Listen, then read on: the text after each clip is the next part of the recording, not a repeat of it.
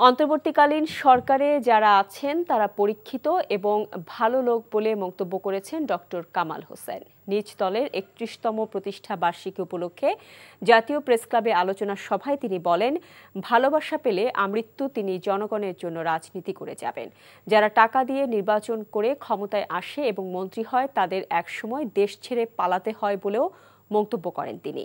যারা লুটপাট করে তাদের রুখে দাঁড়ানোর আহ্বানও জানান ডক্টর কামাল। সুস্থ রাজনৈতিক পরিবেশ ফিরিয়ে আনার জন্য জনগণের প্রতি আহ্বান জানিয়ে তিনি বলেন, দেশের মৌলিক পরিবর্তন এবং জনগণের অবস্থার পরিবর্তনের জন্যই রাজনীতি।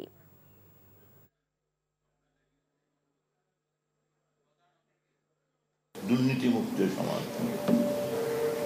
শোষণমুক্ত সমাজ, এটা আপনারা দেশের গড়ে উঠুক, এটা চান, অন্তর থেকে চান। এটা আমি মনে করি দেশের প্রত্যেক মানুষই চায়। কিছু লোক যারা বিক্রি হয় তারা ছাড়া সকলেই চায় দেশে একটা সৎ সরকার থাকুক, দেশের মানুষের কাজ করা হোক, দেশের একটা মৌলিক পরিবর্তন আমরা সবাই মিলে যেন গড়ে তুলতে পারি।